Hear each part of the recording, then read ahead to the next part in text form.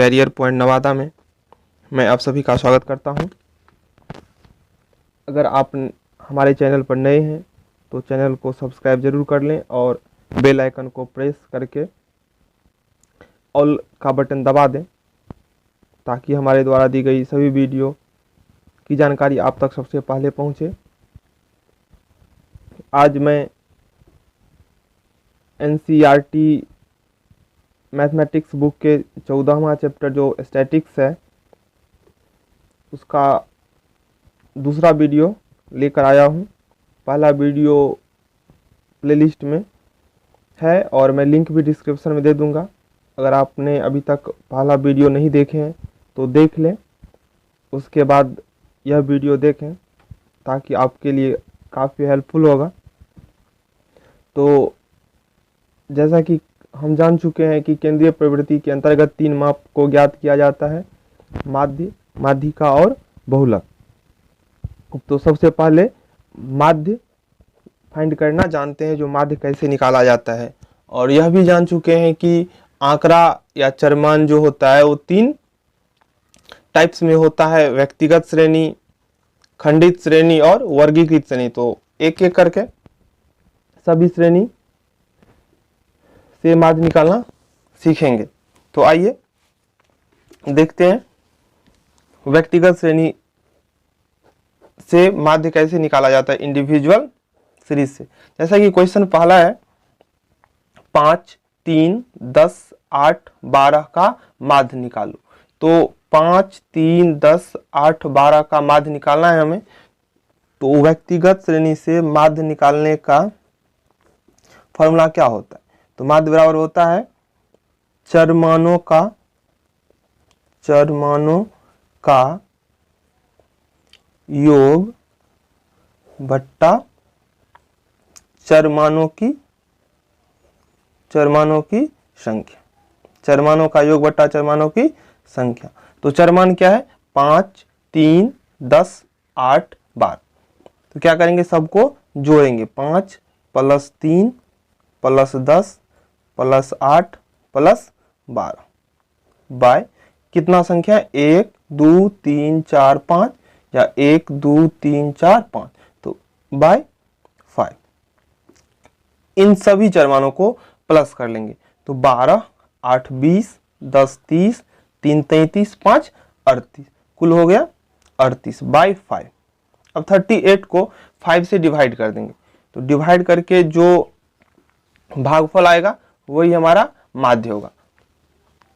5 × 7 = 35। शेष आ गया 3 में 5 से भाग नहीं लगेगा तो डेसिमल 30, 5 × 6 = 30, 7.6। यानी कि 5, 3, 10, 8, 12 का माध्य हो गया 7.6। तो इसी प्रकार से किसी भी इंडिविजुअल सीरीज का हम माध्य आसानी से निकाल सकते हैं कहीं से, चाहे इसमें 5 ही नंबर था, किसी में 50 नंबर होगा, फिर भी माध्य निकालने का यही तरीका है और इसी तरीका से हम निकालेंगे। आई होप यह क्लियर हो गया होगा। आइए अब अगला प्रश्न देखते हैं। तो अब दूसरा प्रश्न देखते हैं। दूसरा प्रश्न है 50, 60, 40, 48, 52, 80, 70, 75, 90, 45 का माध्य निकालो। यह भी इंडिविजुअल सीरीज है, व्यक्तिगत श्रेणी। तो फिर वही बात, वही तरीका अपनाएंगे। माध्य बराबर चरमानों का योग बट्टा चरमानों की संख्या, यानी कि सभी चरमानों को जोड़ लेंगे। 50 + 60 + 40 + 48 + 52 + 80 + 70 + 75 + 90 + 45 बाय कितना? 1, 2, 3, 4, 5, 6, 7, 8, 9, 10। सबको ऐड करेंगे तो सम हो जाएगा 610 बाय 10। 0 0 कैंसिल, यानी कि 61 इसका राइट आंसर हो गया। तो यह रहा दूसरा प्रश्न। आई होप यह भी क्लियर हो गया होगा। अब आइए तीसरा प्रश्न देखते हैं। मैंने एग्जाम्पल के लिए सभी टाइप्स के क्वेश्चन को कवर किया है ताकि आपको कहीं से भी कोई कंफ्यूजन रह न जाए। देखिए तीसरा क्वेश्चन है प्रथम 5 प्राकृत संख्या का माध्य निकालो। तो माध्य निकालना तो हम ऊपर वाले दोनों प्रश्न से सीख चुके हैं, लेकिन अब यहाँ पे प्रथम 5 प्राकृत संख्या। तो अब सबसे पहला चीज हमें यह जानकारी होना चाहिए कि प्राकृत संख्या किसे कहते हैं। तो गिनती की सभी संख्या को प्राकृत संख्या कहते हैं, या कह सकते हैं 1 से लेकर अनंत तक की संख्या को प्राकृत संख्या कहते हैं। तो प्रथम 5 प्राकृत संख्या क्या होगा? तो प्रथम 5 प्राकृत संख्या बराबर 1 2 3 4 5। प्राकृत संख्या प्रारंभ होता है 1 से इन्फिनाइट तक, लेकिन हमें यहाँ प्रथम 5 लेना था। तो प्रथम 5 1 से लेकर 5 तक हुआ। अब इसका माध्य निकालना है। तो अब माध्य निकालने का जो वे है, सभी प्रक्षणों का योग बट्टा सभी प्रक्षणों की संख्या, या चरमानों का योग बट्टा चरमानों की संख्या 1 + 2 + 3 + 4 + 5 बट्टा 1 2 3 4 5। इसको जोड़ेंगे तो 15 होगा। 5 4 9 3 12 2 14 1 15 बट्टा 5, 5 तिया 15। तो प्रथम 5 प्राकृत संख्या का माध्य हो गया 3। आइए अब अगला प्रश्न देखते हैं। चौथा प्रश्न है, प्रथम 6 पूर्ण संख्या का माध्य निकालो। तो यहाँ सबसे ज्यादा जरूरी है पूर्ण संख्या को जानना। तो प्राकृत संख्या 1 से लेकर गिनती की सभी संख्या प्राकृत संख्या होती है, और पूर्ण संख्या 0 से लेकर गिनती की सभी संख्या को पूर्ण संख्या कहते हैं। तो प्रथम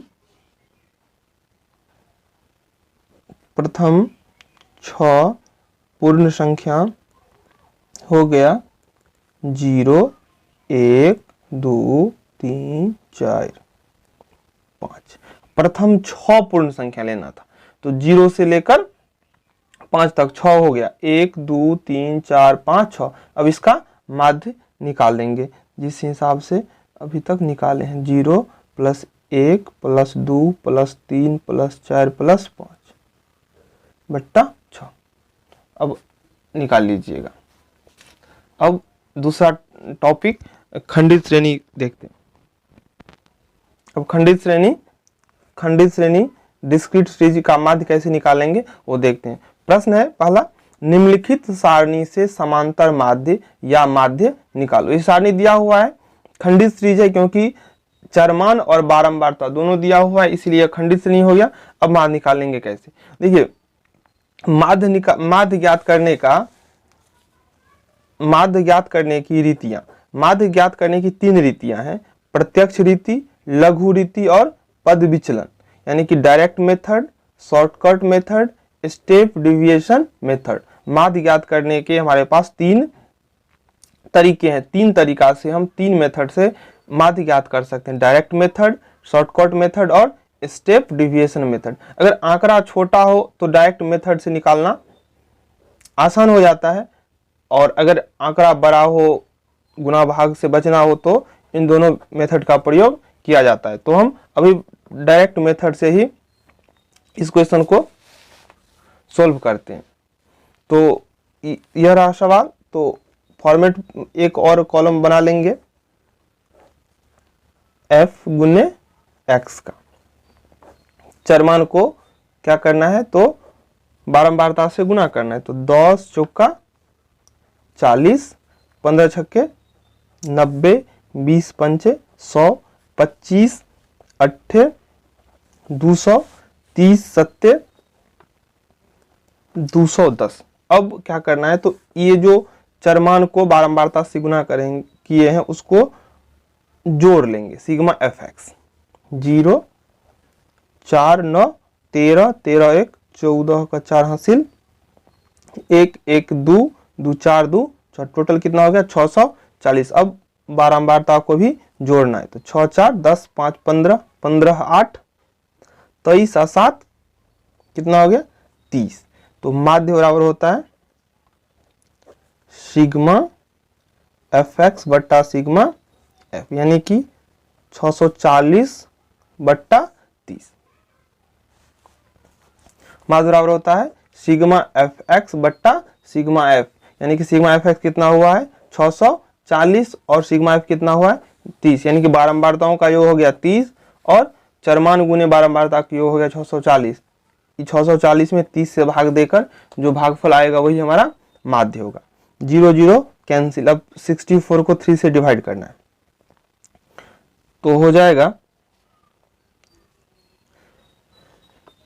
21 तिया 63, शेष बच गया 1 दशमलव देंगे 10, 3 तिया 9। यह पूरी कभी कटेगा नहीं, 33 ऐसे ही आता जाएगा। इसको लिख सकते हैं 21.33। यही हुआ इस सारणी का माध्य। चलिए अब देखते हैं वर्गीकृत श्रेणी से माध्य निकालना कैसे जाता है।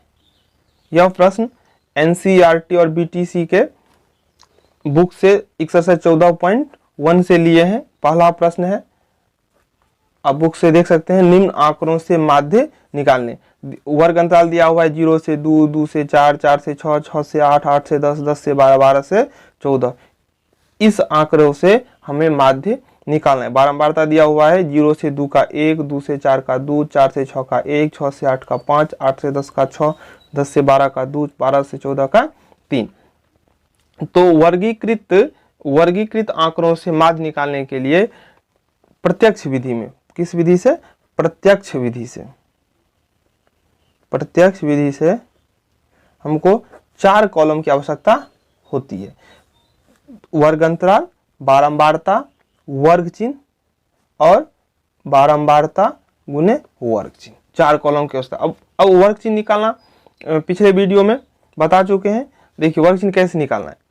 यह हुआ 0 से 2 वर्ग अंतराल का 2 हुआ ऊपरी सीमा, 0 हुआ निम्न सीमा। तो वर्ग चिन्ह निकालने का फॉर्मूला होता है ऊपरी सीमा प्लस निम्न सीमा बट्टा 2। तो 2 0 को जोड़ेंगे तो 2 बट्टा 2 कितना होगा? 1। तो इस वर्ग अंतराल का वर्ग चिन्ह हुआ 1। ठीक उसी प्रकार इस वर्ग अंतराल निकालेंगे 4 + 2 6 भागा 2 3, 6 4 10, 10 का आधा 5, ऐसे ही निकालेंगे।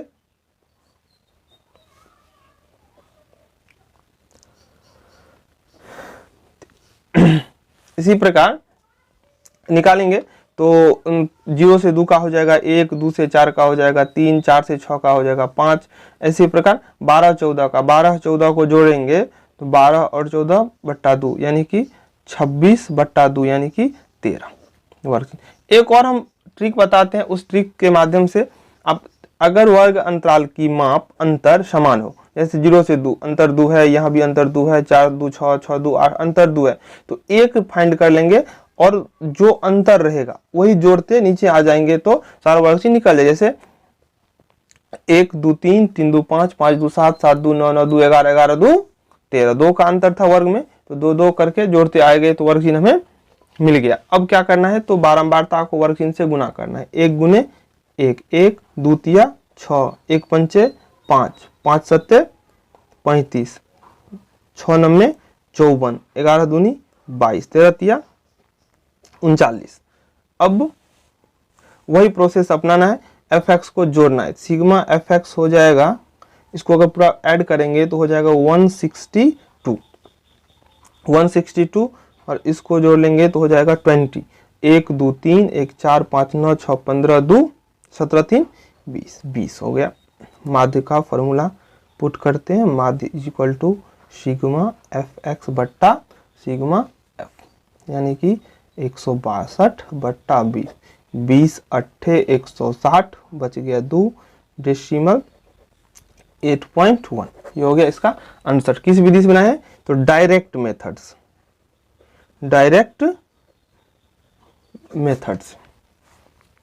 चलिए इस एक्सरसाइज में 14.1 में टोटल 7 क्वेश्चन है। इसमें ये पहला क्वेश्चन है। एक और क्वेश्चन है अज्ञात बारंबारता ज्ञात करना, वो भी हम बता देते हैं। उसके बाद इस चैप्टर के सभी प्रश्न आसानी से आप सोल्व कर सकते हैं। यह प्रश्न एक्सरसाइज 14.1 का तीसरा है। एनसीईआरटी और बीटीसी के बुक से यह तीसरा प्रश्न है। क्वेश्चन कह रहा है जो निम्नलिखित बंटन एक मोहल्ले के बच्चों के दैनिक जेब खर्च दर्शाता है। माध्य जेब खर्च 18 रुपया है, लुप्त बारंबारता f ज्ञात की। यानी कि हमको निकालना है लुप्त बारंबारता, यानी कि किसी बारंबारता के जो सारणी है उसमें से एक बारंबारता लुप्त होगा, तो हमें लुप्त बारंबारता ज्ञात करना है। अब लुप्त बारंबारता ज्ञात करने के लिए केंद्रीय प्रवृत्ति की कौन सा माप लगाएंगे, यह प्रश्न पर ही डिपेंड करता है। अगर माध्य दिया है तो माध्य से फाइंड करेंगे, अगर यहीं पे माध्यिका दिया होता तो माध्यिका से फाइंड करते, अगर बहुलक दिया होता तो बहुलक से फाइंड करते, लेकिन दिया क्या है माध्य, इसीलिए हम माध्य से फाइंड करेंगे।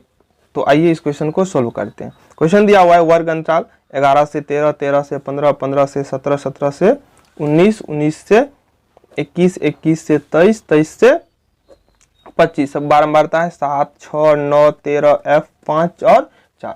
तो क्या करेंगे, वही प्रोसेस जिस प्रोसेस से पहला क्वेश्चन बनाए उसी प्रोसेस से ये बनाएंगे, सारा प्रश्न एक ही प्रोसेस से बन जाएगा।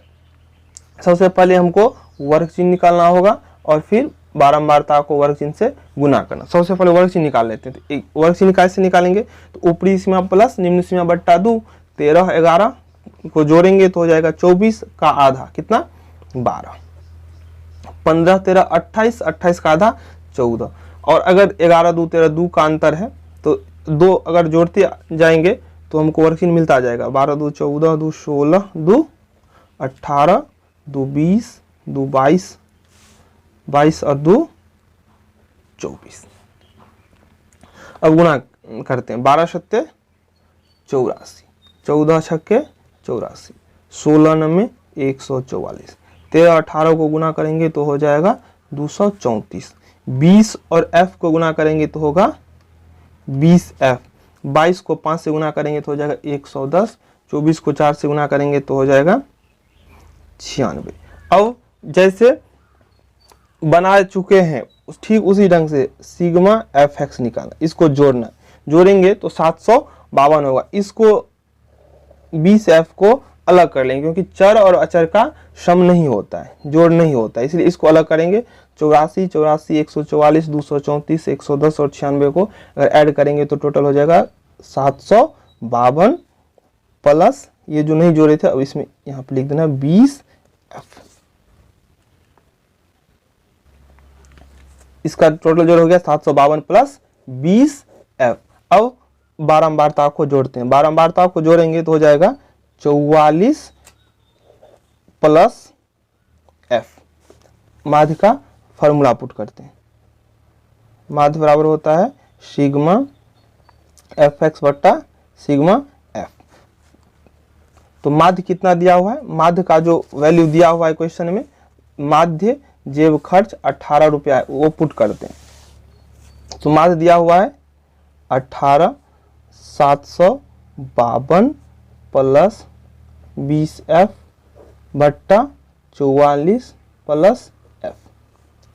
क्रॉस मल्टीप्लीकेशन करते हैं तो 18 को 44 से गुना करेंगे तो हो जाएगा 792, फिर 18 को f से गुना करेंगे तो प्लस प्लस प्लस 18 और f गुना करेंगे कितना हो जाएगा 18f बराबर, अब 752 को 1 से गुना करेंगे 752 प्लस 20f को 1 से गुना करेंगे तो हो जाएगा 20f। अब करते हैं चर को एक साइड कर लेते हैं और अचर को एक साइड, तो 700 या 792 माइनस 752 बराबर 20f माइनस 18f।